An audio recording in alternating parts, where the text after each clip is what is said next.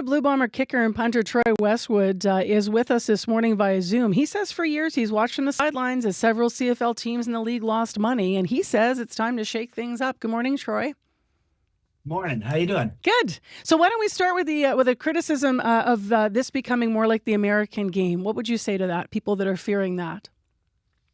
I understand that perspective most certainly. And I think if you take a step back and even if you support these moves, moving the uprights and making the field the same length in 100 feet and 100 yards as the NFL game is, sort of sets the table to, if necessary, and things don't straighten up for the organizations, like 7 of 9 of the teams have lost money over the last number of years.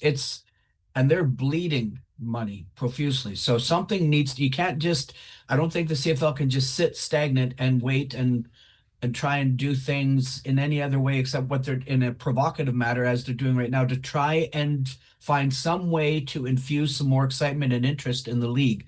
So something needed to be done here. And I know that some of the traditionals will take offense to it.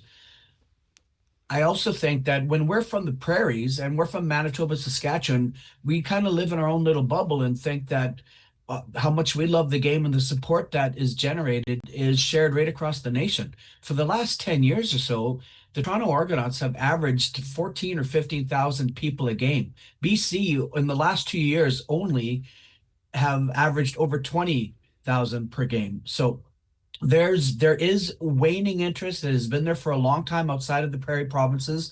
And I think the league is taking steps that are necessary to, as Wade just said, they're trying to infuse some more interest in the league. Mm-hmm.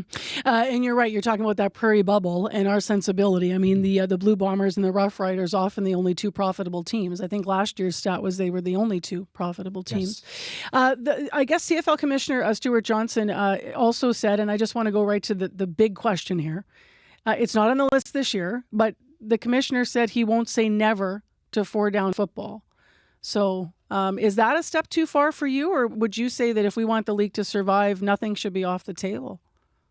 I think that if the league cannot find ways to generate interest in the out east, that eventually that would be the final step taken to try and salvage the CFL in some way. That would be like aligning itself somehow with the NFL.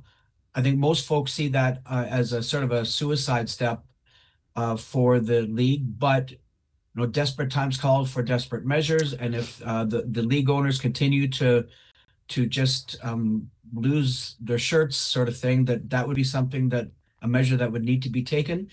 Interestingly, it's very neat here because there is not a single player in the CFL who doesn't or didn't dream of playing in the NFL.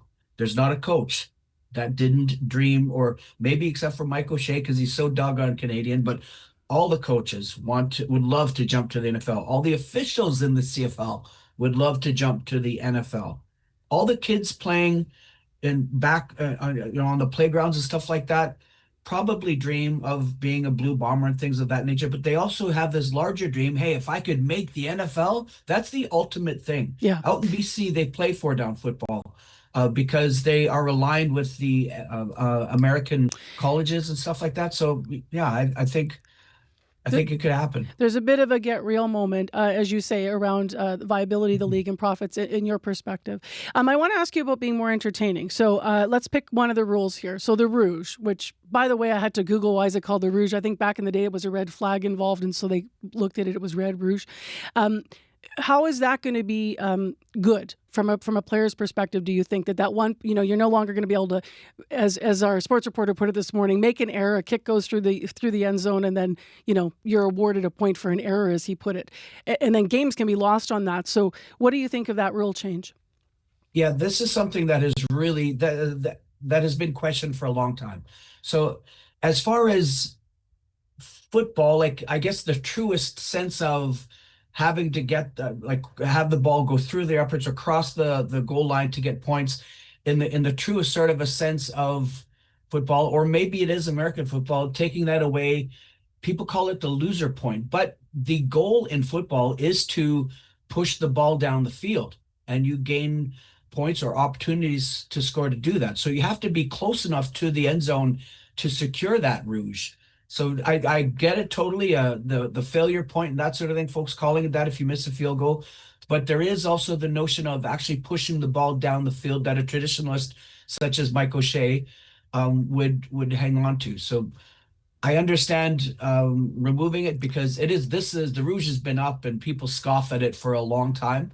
Uh, but there's also a very traditional Canadian football sort of notion that that's another one of those beautiful little nuances that make the league special, and now that's being taken away. Yeah.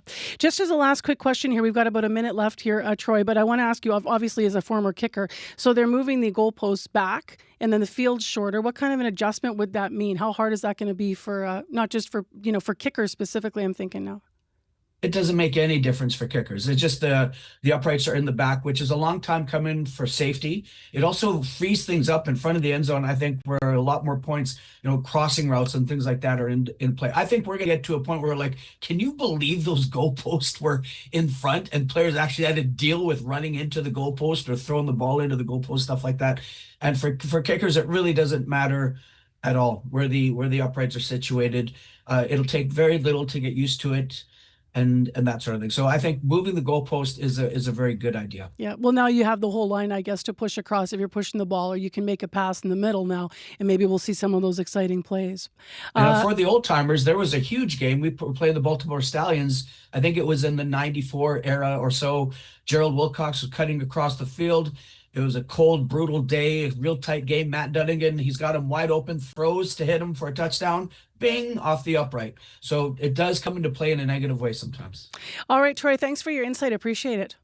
You betcha. Take care. Great to see you. You too. Nice to see you too. Troy Westwood, former kicker and punter for the Blue Bombers.